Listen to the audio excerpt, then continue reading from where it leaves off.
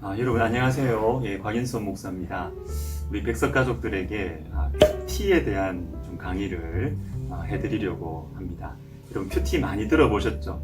근데 많이 들어보셨는데 실제로 지금 큐티 하시는 분 한번 손 들어보세요. 아마 많지 않으실 것 같은데 저는 큐티가 참 좋습니다.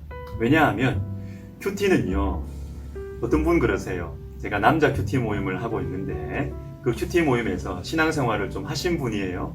그런데 지금까지는 성경을 그냥 쭉 읽어오다가 큐티를 하면서 진지하게 성경을 보게 되었다, 이런 말씀을 하세요. 네, 그렇습니다. 저는 이 큐티를 하면서 성도 여러분들이 성경을 좀 진지하게 보았으면 좋겠다 하는 그런 마음이 있고, 또 어떤 분들은 그럽니다. 내가 지금까지는 좀 모양만, 껍데기만 그리스도인이었던 것 같아. 그런데 큐티 모임을 하면서 내가 진실한 크리스찬이 되어가는 것 같아, 이런 말씀을 하세요. 저는 참 그 이야기 들을 때도 참 마음이 좋았습니다. 그래서 여러분, 큐티는 이런 것입니다. 큐티는 나를 지켜주는 시간이다. 무슨 성경 공부를 하는 시간이 아니라 하나님의 말씀이 머리에서 가슴으로 내려오는 시간이고, 내가 세상 일 하고 또 애 기르고 또 그리고 직장 생활하고 할 때 우리가 너무 바쁘게 살아가잖아요. 그런데 내가 도대체 왜 살아가지? 내가 무엇 때문에 살아가지? 이것을 생각해 볼 수 있는 하루의 아주 중요한, 그렇지만 짧은 시간이 큐티 시간이다. 그래서 저는 우리 백석 가족들이 다 이 큐티를 하면 참 좋겠다, 이런 바람을 가지고 있습니다. 그러면 큐티를 어떻게 할까요? 저는 오늘 아주 짧게 아주 핵심만 말씀드리려고 합니다. 제가 우리 남자 큐티 모임, 우리 설렁탕 모임이라고 하는데, 이 남자 큐티 모임에서 마가복음 16장으로 큐티를 하던 날이 있었습니다. 마가복음 16장은요, 예수님께서 십자가에 죽으시고 예수님이 부활하시고 바로 그 장면을 여인들이 가서 이렇게 당황하고 놀라는 그 장면이거든요. 그런데 이때 어떤 분이 요 본문으로 말씀 묵상, 이 큐티를 하면서 이렇게 이야기하세요. 예수님 참 외로우셨겠다. 제자들 다 부인하고 떠나고 예수님 홀로 참 외로우셨겠다, 이런 말씀을 하세요. 그런데 제가 그분의 이 큐티 나눔을 들으면서 저분이 좀 외로우시구나, 이런 생각이 들었습니다. 왜냐하면 말씀 속에서 말씀을 진지하게 보면 말씀의 현장과 나의 현장이 만나게 되기 때문입니다. 이것이 큐티의 묘미입니다. 그리고 또 어떤 분은 예수님의 부활 사건, 그 본문을 묵상하면서 같은 본문이었는데 이분은 이러세요. 예수님의 부활? 안 믿어진다. 어떻게 죽은 사람이 살아날 수 있느냐? 저는 그 고백도 참 저한테는 신선하고 좋았습니다. 왜냐하면 하나님을 만나기 위해서는 먼저 솔직해야 되거든요. 다 아는 척, 다 내가 아는 척, 이렇게 하면 하나님 만날 수 없습니다. 그런데 예수님이 부활 안 믿기는데 안 믿긴다고 말을 하는 것이죠. 여러분, 큐티는 말씀의 현장 속에서 나의 현장을 보는 것이에요.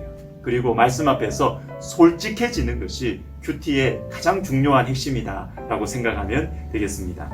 그리고 제가 우리 교회의 우리 교역자분들과 함께 또 큐티 모임을 합니다.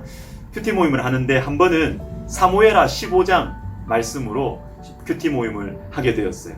그 말씀 중에 6절 말씀을 제가 읽어드리겠습니다.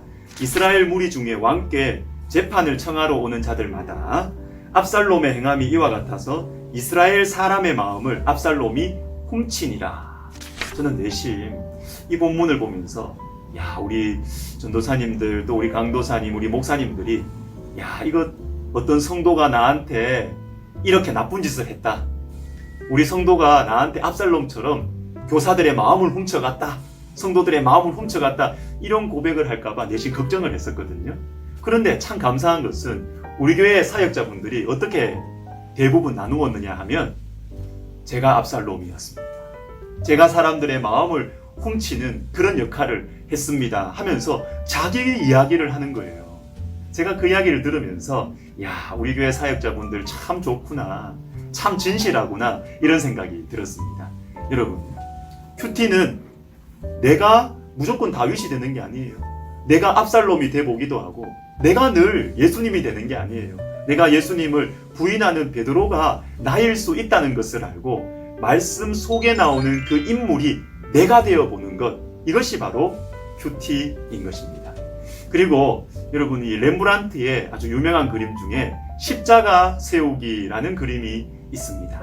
그 십자가 세우기라는 그 그림에 보면 예수님의 십자가의 발 부분에 못을 박는 그때 거기에 로마 군병도 아닌 베레모를 이렇게 딱 쓰고 있는 한 사람이 등장을 합니다. 그게 누구냐 하면 베레모 화가거든요. 화가. 네덜란드의 화가인 이 렘브란트는 자기 그림 속에 자화상, 자기 이름, 자기 얼굴을 많이 넣었고, 그리고 그는 평생에 걸쳐서 자기 그림을, 자기 얼굴을 많이 그렸어요. 십자가 세우기라는 이 그림 속에 예수님의 이 발에 못을 박는 그 자리에 화가가 그려졌다라는 것은 렘브란트의 신앙 고백입니다. 내가 예수님을 못 박았다라는 것이죠. 여러분, 큐티는 이렇게 하는 것입니다. 말씀 현장 속에 내가 들어가는 것이에요. 그렇게 내가 말씀 현장 속에 들어가면 말씀의 현장과 내 삶의 현장이 이렇게 만나게 됩니다. 거기에서 하나님의 음성이 들리기 시작하는 것이에요. 여러분, 그것이 큐티에 있어서 가장 중요한 방법입니다. 그리고 그러면 큐티를 할 때 좀 더 실제적인 방법을 말씀드리면, 여러분 쓰세요. 영성 일기를 쓴다고 생각하고 쓰십시오. 한 글자라도 쓰기 시작하면 말씀이 깨달아지기 시작을 합니다. 참 신기해요. 한번 써보십시오. 근데 쓸 때 솔직하게 쓰셔야 돼요. 여러분, 교회 안에서 큐티 말 제일 많이 하면서 큐티 제일 못하는 사람들이 누군지 아세요? 목회자들이에요. 저 같은 목회자들이 큐티를 제일 못합니다. 왜냐하면 저 같은 사람은 말씀을 보고 조금 은혜가 되면 야, 이거 설교해야지 요 생각하거든요. 다른 사람 가르칠 생각을 하기 때문에 큐티를 제대로 못합니다. 여러분, 그래서 큐티는 솔직하고 정직하게 하나님 앞에서 내 비밀 이야기 털어놓는다 생각하면서 말씀을 보실 때, 그렇게 말씀을 기록할 때, 내 묵상을 기록할 때 큐티가 참 은혜롭고 나의 삶을 변화시켜 가는 것입니다. 그리고 여러분, 큐티할 때 너무 잘하려고 하지 마세요. 잘하려고 하지 말고 매일 하는 것이 중요합니다. 한번 큐티할 때 2시간, 3시간 하면 겁이 나서 내일 못합니다. 짧게 10분, 15분이라도 짧게 하나님과 나 사이에 전화선이 끊어지지 않도록 그렇게 큐티를 매일 하시는 것이 참 좋습니다. 그러면 우리 인생의 위기의 순간에 하나님과 이 전화선이 끊어지지 않았기 때문에 하나님의 음성이 들리기 시작해서 우리가 어떻게 가야 될지, 어떻게 결정해야 될지를 하나님께서 가르쳐 주실 수가 있는 것입니다. 그리고 큐티 다 쓰고 나서 여러분, 마지막에 기도할 때 이렇게 기도하세요. 하나님, 제가 오늘 어떤 미팅이 있습니다. 또 제가 누구를 만납니다. 또 어떤 일을 합니다. 또 주님, 제가 어디를 갑니다.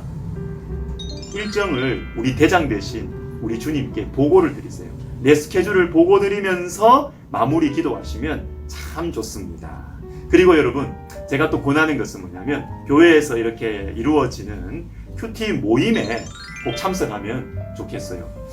저도 큐티 모임을 제가 인도자로서, 제가 목사니까 리더로서 제가 큐티 모임을 진행하지만, 저는 제가 깨달은 말씀보다 같이 하시는 집사님, 장로님들, 우리 성도님들의 큐티 나눔을 들으면서 제가 참 배울 때가 많아요.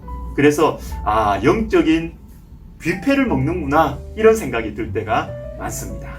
여러분, 큐티 모임에 참석하셔서 이렇게 같이 나누면 더 큰 은혜가 있을 것이에요. 그리고 마지막으로, 큐티 모임은 자기 이야기를 나눈 거기 때문에 큐티 모임은 참 은밀합니다. 그렇기 때문에 여러분, 큐티 모임에서 일어난 이야기들을 비밀 유지를 해주셔야 되겠습니다. 여러분, 우리 큐티 가운데 여러분들이 많은 은혜를 받고 여러분의 삶이 변화되시기를 주님의 이름으로 축복합니다. 감사합니다.